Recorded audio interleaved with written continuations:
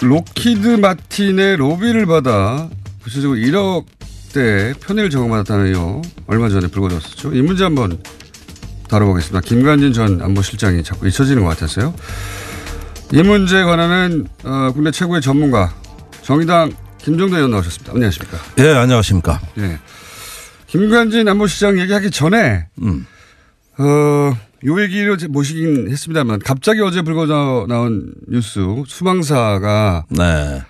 탄핵을 기점으로 해서 탄핵 기각 기점으로 해서 군을 투입하려고 했다. 네.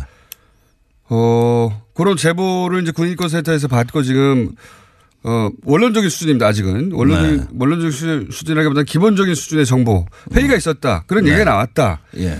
이 얘기를 잠깐 다뤘는데 혹시 이 관련해서 아시는 바 있으십니까? 네. 나오신 김에? 예. 이제 광화문에서 100만 명의 네. 그 시위대가 탄핵 촉구 집회를 하고 또 헌법재판소에서는 심리가 진행 중이던 작년 11월, 12월. 네. 12월에는 이제 탄핵안이 국회에서 가결이 되고요. 네네. 헌법재판소로 넘어가면서 광화문은 온통 시위장으로 변했습니다. 네네. 그런데 그때 당시에 제가 보니까 한민구 국방장관은 주말이면은 이제 합참 상황실에서 대기하면서 네. 소요 상황을 체크하고 시위 상황이죠. 네. 체크를 하고 또 군의 예하 부대 그러니까 여기서 좀 용어가 생소할지 모르시겠습니다만은 대전복 부대라고 있어요. 대전복. 대전복 부대. 그러니까 이거는 국가 체제를 전복하려고 하는 그렇지. 세력이나 상황에 대응하는 먹는 전복이 아니고 그런 게 아니라 국가 전복. 그러니까 말하자면은 시위로 인해서 국가 체제가 그 전복되는 것을 막는 군부대가 지정이 돼 있습니다. 그렇군요. 이게 수방사 특전사 기무사입니다. 이게 수방사 혼자 기능이 아니라 저는 수방사가 그 자체 판단으로 그 회의를 했다고 절대 믿지 않습니다. 그거는 광화문의 시위 사태가 격화됐을 때를 대비해서 대전복 회의를 한 것이고 네. 그 대전복 회의는 수방사가 회의 결과를 보고해야 되는 수신처가 있는 거예요. 컨트롤 타워가 있는데 청와대 경호처입니다. 청와대 경호처. 그러니까 이렇게 되는 것이죠. 청와대 지금은 경호실이죠 아마. 경호실이 주관이 돼가지고 기무사, 특전사, 수방사 같은 부대들이 유사시에 군을 투입할 수 있는 네. 이러한 어떤 체제를 상시적으로 갖춰놓고 네. 이런 어떤 정권 보위 부대라고 할 수 있는 네. 그런 어떤 그 정치성이 높은 부대들이 유사시에 민간에 투입될 수 있는 부대로 이미 지정이 돼 있다. 그래서 그런 경우에 총기 발사도 허용이 됩니까? 상황에 따라서는? 참 이거 말씀드리기 거북합니다만은 어떤 위수령이나 계엄령이 발동이 되면 가능하겠죠. 일단은 대통령이 그것을 발동하면. 그러니까 이게 아직 이런 제도가 없어지지 않고 있는 거예요. 이게 과거에 박정희 때 만든 위수령, 또 계엄제도 이런 것들이 아직도 군의 그 임무와 기능으로 남아있는 겁니다. 그래서 국방부의 기능을 보면은 첫 마디가 국가를 보위하고 네. 이렇게 나가거든요. 국가 보위는 맞지만 정권 보위잖아요, 이거는. 그러니까 그 정권 보위인데 이것이 어떤 그 격화돼서 무정부 사태가 될 경우에 군은 대비하겠다. 촛불이 무슨 무정부 사태입니까? 매우 질서 있고 아무런 사고도 없었는데. 아무런 것도 없어요. 100만 명이 모였는데 유리창 한 장 안 깨졌습니다. 그러니까요. 네. 이렇게 그 거대한 군중이 모였는데 거의 폭력 사태 없이 질서정연하게 사실은 80년 광주도 그랬어요 원래는. 그런데 이거를 불안하게 보고 소요 사태라고 보고 국가가 전복되는 요인이라고 그러니까 국가 전복이 과대 해석을 하는 게 정치 개입하는 첫 번째 그 경로죠. 자기를 국가로 보니까 그런 건데. 예. 네. 그래서 특정 정치 집단이 이건 국가 위기 사태라고 정권 위기인데. 그렇습니다. 그렇게 판단해서 군을 투입시킬 수 있는 법적 근거가 있고 그리고 수방사에서 그런 회의가 있었다면 그것은 수방사뿐만 아니라 특수사 기무사가 다 관여했을 수밖에 없는 체제고. 네. 그런데 이제 관여한다 그러면 전 청와대 경호처로 봅니다. 그리고 그 수방사가 그런 회의를 단독으로 열 수는 없고 그걸 보고할 보고할 것이 지휘 체계, 명령 체계가 존재한다는 것이죠. 아, 예, 그래서 파헤쳐야 되는 인권센터가 거네요. 매우 네. 그 소중한 폭로를 했는데 그것이 자칫 수방사령관의 개인의 일탈로 몰고 가는 건 대단히 위험한 시각입니다. 그렇군요. 예, 이거는 국가에 돌아가는 시스템이 엄연히 존재하고 그 과정에서 박근혜 대통령의 위기를 국가의 위기로 확대 해석하는 네. 이런 어떤 안보 세력 내에 그릇된 관점이 존재한다는 걸로 이해를 하시고 그리고 당시 그러면 경호처라고 저는 봅니다. 네, 경호처하고의 명령 연관. 체계가 그렇게 돼 있습니다. 그럼 경호처는 단독으로 판단했는가? 이 문제가 또 남는 거죠. 예, 그런데 이제 박근혜 대통령 자기 보스가 네. 탄핵이 되느냐 마느냐 하는 사태에서 청와대는 거대한 그때 농성장으로 변해 있었어요. 인조가 남한산성 쫓겨가듯이 그렇게 갇혀 있는 세계였습니다. 청와대가. 네. 그러면서 탄핵 이후의 시나리오를 다각도로 구성했을 것이고 또 대통령을 보호하는 말하자면 정권안보 차원에서 여러 가지 구상과 시나리오가 나오고 있던 시기죠. 그렇다고 경호처장이 이런 군을 민간을 대상으로 투입하는 구상을 단독으로 한다는 것도 이게 너무 상상이 힘든 일 아닙니까? 그러니까 네. 그게 자기 임무라고 생각하는 거예요. 그 경호처 이상도 있을 수 있겠네요. 그다음엔 대통령밖에 없습니다, 사실은. 이상은 없죠. 이거는 예, 아니 청와대 시스템이 비서실장과 경호실장 위에 대통령이 있는 거예요. 경호실장은 비서실장 지위를 안 받아요. 이거는 그런 회의를 했다는 것만으로도 반드시 끝까지 밝혀내야 되겠네요. 다시는 이런 일이 없도록. 네. 그래서 그 회의를 한 사람 전체에 대해서 엄중하게 죄를 물어야 되겠네요. 당연하죠. 실행되지 않았다고 해서 넘어갈 일이 아니네요. 이게. 예, 수방사령관의 일탈로 몰지 말고 너는 누구 지시 받고 했냐. 이래가지고 그 시스템 전체를 일단은 그 감사 대상으로 해야 되고 조사 대상으로 해야 되고 한민구 장관의 역할까지도 규명해내야 됩니다. 국가를 보위한다는 거 아니야 이 사람들은 자기들이. 야, 이거는 이런 얘기를 농담처럼은 했어요, 다들. 왜냐하면 그 당시 태극기 집회에 그 카드들이 계엄령을 계엄 선포해라. 예, 선포라는 얘기가 많았었기 때문에 그거는 일종의 이제 레토릭 구호처럼 저쪽에서 나오는 걸로 받아들였는데 그게 아니라 거기에 준하는 움직임이 있었다는 거 아닙니까? 그렇습니다. 그러니까 제가 보기에 아주 우발적인 그 불행한 사태가 단 하나라도 발생할 수 있었다면 있는 예.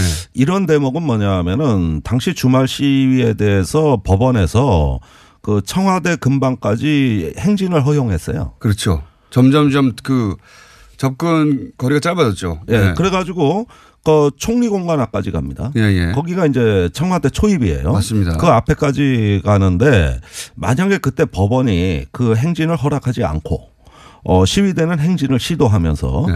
그 청와대로 들어가는 길목인 동십자각 예. 그 광화문이 이렇게 크게 네네네. 보이는 그 동십자각 앞에서 만일에 그 충돌이 벌어졌을 때 예. 이때가 아주 위험한 상황이 초래됐을 겁니다. 하다못해 한두 사람이 뭐 이렇게 넘어가 버렸다든가. 예. 그 동십자각이 예. 87년 6월 항쟁 때 군의 발포선이었어요. 거기가 뚫리면은 발포한다였죠.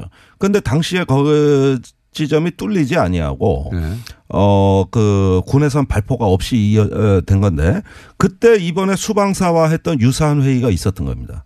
그때 군에서 정한 가이드라인이 예. 그걸 넘어서 청와대로 진입하면 실탄 발사한다 했어요. 그러면 우리가 아는 평화적 6월 항쟁이 아닙니다. 예.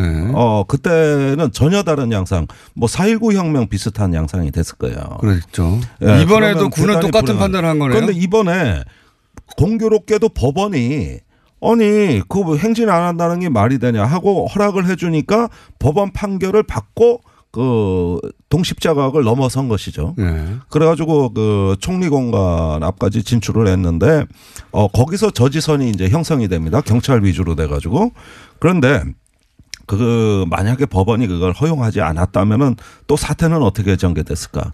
시위대는 또 어떻게 행동했을까? 이런 점들은 우리가 무수히 이제 경우의 수로 그 봐야 더욱 되는 무서운 것이죠. 거는요. 예. 그 아주 일반적으로 자연 발생적으로 이제 모인 그런 시위대가 아니라 그런 분들이 뭐 예를 들어서 차량을 뛰어넘어서 갈 일이 없는데 그때 상황에서는 네. 만들어서 예. 그렇게 의도적으로 차량을 넘어가고 막 이렇게 흥분시키는 그런 시위대를 투입했다고 상상해 보면 그것도 끔찍하네요. 그래서 이번에 그 광화문 촛불 시위가 아주 저는 위대한 시민의 무혈, 명예혁명이라고 이야기하는 것이 그겁니다. 그 많은 군중들이 100만 명의 시위가 촛불 시위가 이렇게 평화적이고 질서정연하게 또 합법적으로 그 목적을 성취했다는 건 정말 우리 대한민국이 복받은 나라예요. 천운에 있는 겁니다. 천운에. 아슬아슬했네요. 네. 지금 수방사 회의, 기무사 특전사 이런 얘기 나오고 경호처 얘기 나오고 발포 얘기 나오니까 네. 정말 아슬아슬한 선을 타고 왔다고 생각이 듭니다. 지금 다시 되돌아보도. 아니 87년엔 계엄령 직전까지 갔었어요. 그때 조금만 더 사태가 악화됐으면은 80년 광주와 비견되지 않는 참극이 벌어질 상황이 얼마든지 가능했습니다. 그리고 이번에도 그런 어떤 몇 가지 접점이 평화적으로 해소됐기에 망정이지 우리가 이런 수방사 회의 사례를 보면서 좀 유념해야 될 거는 이제 군의 대전복 예. 소요 사태에 대한 어떤 군의 임무 기능은 완전히 근원적으로 재검토해야 됩니다. 안 그러면 위험 요인을 항상 안고 있다는 걸 명심해야 돼요. 저는 이 회의했다는 자체, 지금 회의 자체를 부인하고 있는데 네. 회의했다는 자체가 밝혀지면 그 실행 여부와 상관없이 모조리다. 책임을 물어야 된다. 다시는 이런 상상도 할 수 없게. 네. 근데 우리 주제는 김관진인데 이게. 경호실 개혁부터 저는 해야 된다. 이 얘기 길어져가지고 김관진 전 진짜 이렇게 빠져나가면 안 되는데. 아니 글쎄 그분은 잘 빠져나가셔. 자, 할 수 없습니다. 시작하되 3분밖에 안 남았기 때문에 한 3부에 잠깐 쉬었다가 조금 하고 가세요. 이렇게 넘어갈 수는 없지 않습니까? 안 그래도 석방이 되신 분이고 기각이 또 되신 분인데 저희 방송에서도 빠져나가시면 안 되죠. 자, 김관진 전 안보실장이 로키드 마틴에서 1억 받았다. 이런 이야기 아셨죠, 사실? 로키드 마틴에서 1억을 받은 게 아니라 국내 업자한테 1억을 받았는데 그게 로키드 마틴에 일을 해주는 컨설팅 업체를 통해서 김관진한테 갔다. 그렇죠. 요 얘기니까 자꾸 우리가 얘기를 잘못하니까 잘 빠져나가는 거예요. 하여튼 맨 뒤에는 로키드 마틴이 있는 거 아닙니까? 네, 로키드 마틴하고 관련성이 있죠. 그런 이야기는 이미 진작에 아셨죠? 이건 2010년경에 이미 미국의 FARA 로비스트 등록협회 법무부 산하에 있어요. 그 홈페이지에 로비가 합법이니까 리빙스턴 컨설팅으로부터 받은 용역 수주 내역이 그 8만 달러의 내역이 뜹니다. 미국의 상하원 의원 10여 명, 군 장성 또 국방부 관료들하고 면담 일정 계획이고 그걸로 이제 리빙스턴이 상당의 어떤 그 피를 한국 업자로부터 대납을 받았다. 그다음에 받은 돈의 일부는 리빙스턴 컨설팅 업체가 아니라 김관진한테 직접 체재비로 현금으로 전달이 됐다. 그게 뭐 아파트 렌트비입니다. 그다음에 골프 비용, 그다음에 인근에 또 요트 여행 이런 비용을 댄 걸로 돼 있어요. 거기 이미 나옵니까? 아니 그 내용은 그 법무부 홈페이지에는 안 나오죠. 그러나 미국의 액수는 나온다. 액수는 나와요.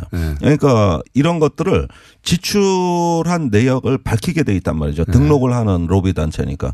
그런데 그 용도가 지금 말씀드린 대로 미국의 유력자 면담에 가장 돈이 많이 들어갔고 그다음에 생활비죠. 렌트비. 그다음에 유흥비죠. 요트 여행, 골프. 공식 로비 비용으로 로비가 합법이니까 등록할 수 있는 거 말고 등록되지 않은 것도 있지 않을까요?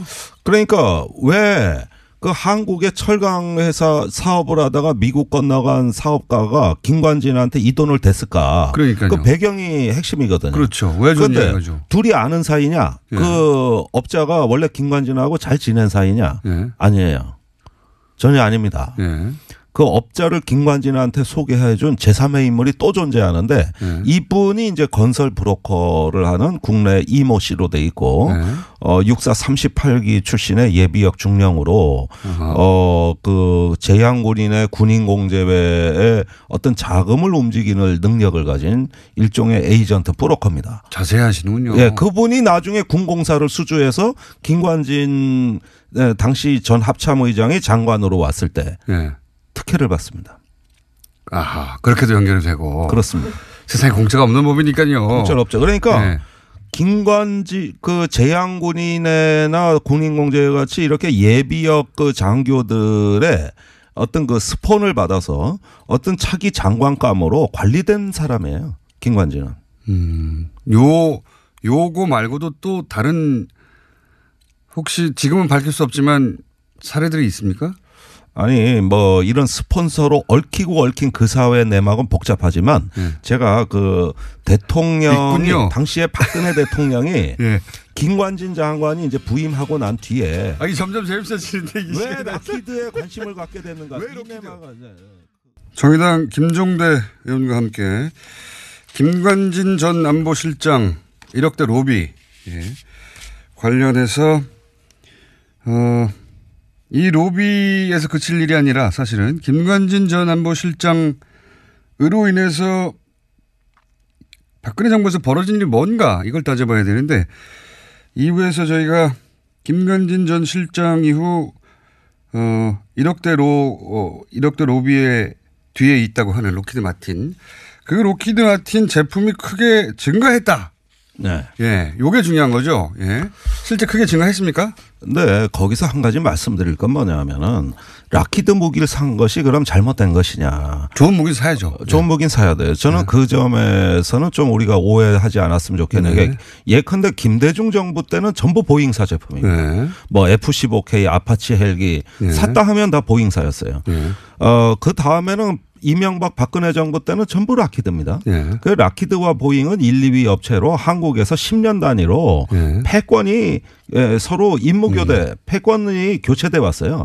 언제는 보잉 싹쓸이 언제는 라키드 싹쓸이. 그 10년이 이제 주기가 지나가지고 이번에 라키드 차례가 된 겁니다. 사실은. 그런 점을 감안하면서 감안해야 되는데 그럼에도 불구하고 그런데 박근혜 정부 때 라키드의 그 무기 구입은 상당한 석연치 않은 이제 대목을 드러내기 그렇죠. 시작합니다. 그 대목이 뭡니까? 예를 들면 방위사업청이 2년에 걸쳐 가지고 이명박 정부 때부터 다 시험 평가도 하고 협상도 하고 그다음에 입찰까지 끝낸 전투기 사업에 차세대 전투기 보잉사 것이 결정이 됐어요. 이미 결정됐는데 마지막 가격 입찰을 통과한 게 보잉사 제품밖에 없었습니다. F-15 사일런트 이글이죠.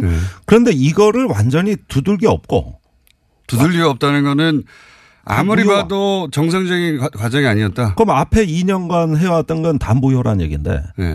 이런 식의 어떤 그 기종 변경을 장관이 직접 총대를 메고 나서서 실무부서가 했던 걸 완전히 무력화한 다음에 뒤집어 엎는 방식. 그것도 하루아침에. 그때가 바로 김관진 안보실장이 장관일 때였죠. 2013년 9월에 그때 추석 연휴 때였습니다. 이때 세간의 관심이 잠잠한 틈에 국방부는 긴박하게 움직이기 시작했어요. 그러면서 이 무기 체계를 결정하는 방위사업추진위원회 위원들을 개별 접촉을 해서 방위사업청이 올린 보잉사의 전투기 그 구매안을 부결시키고 일주일 만에 이거를 새로 사업 계획을 짭니다. 그때는 이미 락히드 마틴의 F-35 스텔스 전투기에 유리하도록 사업 방향을 정책을 완전히 바꿔버리는 거예요. 아예 구입 조건을 바꿔서 락히드 마틴이 선정될 수 있도록. 그래서 전격적으로 바뀌는데 이때 김관진 장관이 아무리 제왕적인 장관이라 하더라도 혼자서는 이것이 불가능하고 왜 혼자 청와대에 양해해야 해. 우리나라 방위사업법에 의하면은 주요 무기 체계의 최종 제각권자는 대통령입니다. 그렇겠네요. 대통령한테 결재 받고 하는 거예요. 그런데 어차피 대통령한테 가서 제가 받아야 되는 걸 자기가 임의로 막 국가 정책을 바꾼다? 있을 수 없는 일입니다. 제가 이미 받은 상태에서 움직인 것이다. 사실은 청와대 쪽에서 락히드 쪽의 어떤 그 무기에 경도된 이런 신호들이 끊임없이 국방부로 발신이 됐습니다. 제가 그게 바로 그 중에 한 인물이 정호성 비서관이라고 다른 방송에서 얘기해 드린 적이 있어요. 정호성 비서관이 그 루트에 있었다? 그게 왜 어떻게 그렇게 된 겁니까? 정호성 비서관이 그 일을 하는 사람이 아니잖아요. 아니죠. 전혀 관계없고 자기가 이런 데 끼일 사람이 아니죠. 정호성 비서관 하면은 문고리 3인방이고 그럼 최순실이 생각날 수밖에 없는데요. 그때 방위사업청 관계자들이 청와대 회의에서 예. 이 차세대 전투기 사업에 대한 사업 보고를 하는 자리에 예. 정호성 비서관이 F-35가 좋은 비행기 아니냐. 자기가 뭘 한다고요? 이렇게 얘기해 가지고 방사청이 발칵 뒤집어진 일이 있어요. 네, 그게 방사청 관계자한테 제가 들은 증언의 내용입니다. 그런데 그러면 왜 이런 부적절한 행태가 나왔느냐. 네. 그거는 대통령 또는 어떤 청와대가 이미 락히드 쪽의 제품으로 경도된 신호를 감지하고 네. 그 의사를 실무부서에 전달한 거 아닌가. 이건 추론입니다. 정호성 비서관이 그렇게 언급했다면 군에서 그렇게 받아들였겠죠. 방위사업청이 영향을 받죠. 당연히요. 예. 청와대에서 그렇게 말하는데. 예, 그렇습니다. 다른 사람도 아니고 정호성 비서관인데요. 그렇습니다. 그래서 그걸 들었다는 방사청 관계자의 제가 증언을 듣고 사실은 저도 충격을 받았어요. 누군가가 청와대에다가 락히드 제품을 인풋을 시켰다. 그런데 그 전달 2013년 9월에 이제 사업이 뒤집히지만은 8월까지만 하더라도 역대 공군 참모총장이 공군 전투기는 락히드의 F-35가 돼야 된다는 건의문을 대통령한테 올립니다. 그때 박근혜 대통령이 벌컥 화를 냅니다. 아니 역대 공군 총장이 뭔데 국가가 하는 일에 감 나와라 배 나와라 하느냐. 합법적으로 다. 공군이 제일 잘 알죠. 그거야. 아니 그런데 합법적으로 다 몇 년에 걸쳐 검토한 사업을 네. 왜 총장들이 뒤늦게 뒤집고 나서서 집단 행동을 하냐 말이지. 네. 그래서 박근혜 대통령이 굉장히 불같이 화를 냈다는 거예요. 이때만 하더라도 락히드의 F-35가 뭔진 몰랐던 것 같아요. 순식간에 어느 순간 인풋이 그런데 한 달 사이에. 인풋이 들어갔네요. 네. 이때부터 이상한 일이 계속 일어나기 시작합니다. 김관진 장관은 첫 케이크를 미국 국방장관을 만나서 해외에서 귀국을 하루 앞당겨서 하면서 방위사업 추진위원회 위원들을 다 소집해놔라. 네. 이러면서 외국에서 연락이 옵니다. 네. 그리고 국방부의 전력자원관리실장이 간사 역할을 맡으면서 그 방위사업청에서 올린 사업안을 부결시키는 이런 물밑 작업이 진행이 되고 그다음에 동시에 미국의 라비스트 그 락히드 마틴과 직접 계약된 미국의 라비스트 업체 코헨 그룹이 그 윌리엄 코헨이 회장으로 있는데 그 사람이 과거에 미국 국방 전직 장관입니다. 그 사람이 이제 국내에 들어와 가지고 미 또 국방부 차관보를 대동하고 국내에 여러 가지 요로 자기들이 뭐 한국 인맥이 많으니까 전방위적인 이제 그 F-35 로비가 막판에 거의 절정에 달하고 있고 그래서 기종 변경될 당시에 이분들이 들어와 있었어요. 그렇다 하더라도 대통령한테 직접 뭔가 갔으니까 네. 정호성 비서관이 전투기에 대해서 뭘 합니까? 네. 정호성 비서관의 뜻은 대통령의 뜻인 것인데 네. 당시에 네. 대통령이 전투기를 또 뭘 합니까? 누군가 인풋을 넣었을 거 아니에요. 직접 인풋을. 네. 누가 넣었을까요? 그것은 이제 최순실 씨인가요? 그건 확인되지 않았습니다. 네. 예, 최순실 씨가 무기에까지 개입했느냐에 저는 사실은 의문을 좀 갖고 있는 게 그 최순실이 하는 짓은 일종의 그 강남의 양아치 이렇게 남의 삥 뜯고 표현을 그렇게 그런 어떤 것이지 이런 고급 로비스트를 할 실력이 됐을까 설명을 할 수 있어야 되는데 그 정도의 실력을 갖췄느냐. 국회의원으로서 좀 표현을 자제해 주셔야 되는. 아 그렇습니까? 네. 그러니까 우리가 이거는 좀 인정을 해야 돼요. 최순실의 비리가 액수가 커서 우리가 분노하는 게 아니에요. 그건 뭐 4대강의 22조 처박은 거에 비하면은 자꾸 부적절한 용어에 비하면은 저를 보내시려고 일부러. 예. 그거에 혹시 비하면 액수는 작아요. 미는 진행자 있으십니까? 혹시 염두에 두고 있는 F-35에 해당되는? 예. 그런데 이 얘기만 나오면 제가 말이 험해지는 버릇이 있습니다. 전문 분야에서 말도 안 되는 걸 보면 험해지죠. 보통. 예. 어떻게 고운 말을 씁니까? 예.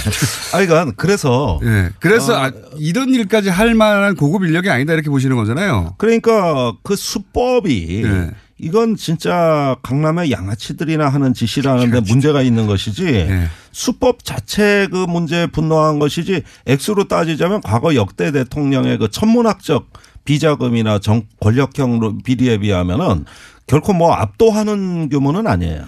그런데 여기서 그냥 돈만 생각하고 전투기가 뭔지는 관심이 없고 돈을 주니까 뛸 수는 있지 않습니까? 예, 그러니까 그 의심은 남아 있는 것이죠. 남아 있는 것인데 합리적 의심인데 정호성 아직까지 확인이 안 된 거예요. 정호성 전 비서관이 등장하면서 확 의심이 드네요. 네, 그런데 그 부분은 앞으로 밝힐 일인 거고요. 네, 박근혜 대통령의 비선 실세라고 했을 때 모든 것을 우리가 최순실적으로 절대시하는 경향이 있습니다만은 저는 제3의 다른 비선 라인도 있다고 봅니다. 린다김 이름도 거론됐었는데 혹시 린다김 채널이 그 이름이 나오실 것 같은데 제가 린다김하고는 사실은 기자와 취재원의 관계로서 오랫동안 관계를 잘 가져왔습니다. 아시잖아요. 예.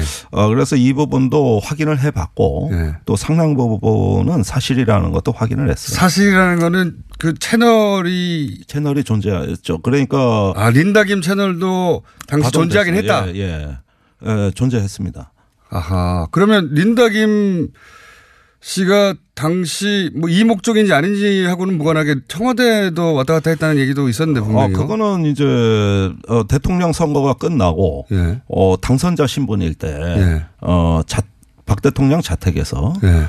또 대통령이 됐을 땐 안가에서 그다음에 한참 대통령이 지난 뒤에는 청와대 관저에서 다 각기 만난 적이 있죠. 그래가지고 특검 조사 예. 중에 하나가 최근에 린다김 씨는 마약으로 감옥에 가 있었어요. 그렇죠. 최근에 나왔죠. 예. 그리고 린다김이 나오니까 박근혜 대통령 감옥에 갔죠.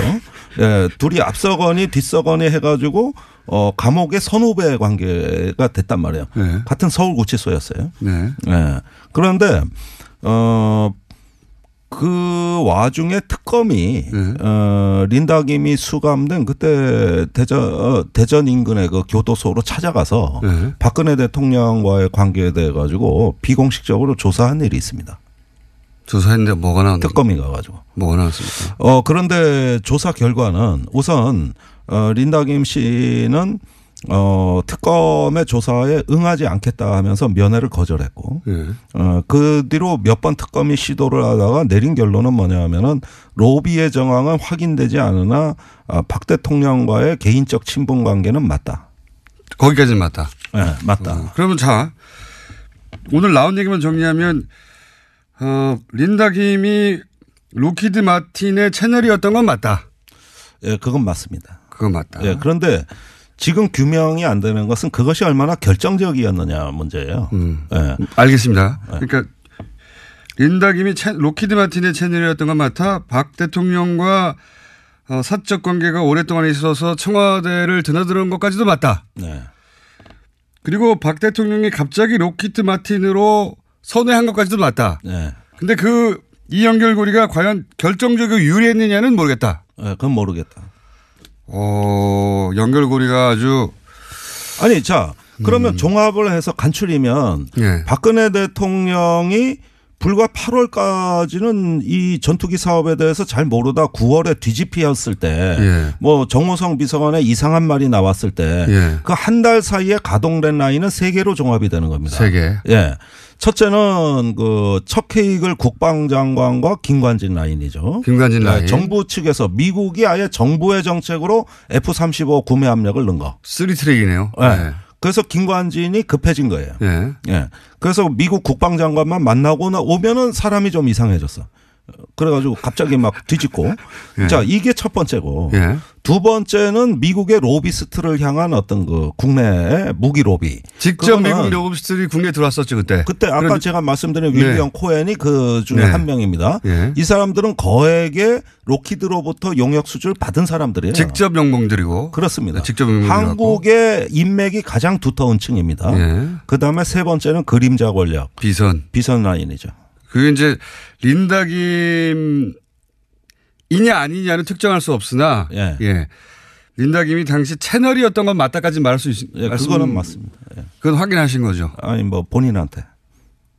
린다김 본인이 그렇게. 예. 그런데 관계가 오래되시지 않습니까? 그거는 제가 예. 집요하게 질문을 하니까 이제 시인을 한 건데 그런데 그 당시에 린다김 씨는 여러 가지 이제 사업 여건이 안 좋았고 또 굉장히 이제 주변 관계가 정리가 안 돼 가지고 이렇게 사업에 전념할 수 있는 처지는 아니었어요. 그래서 마약을 한 겁니다.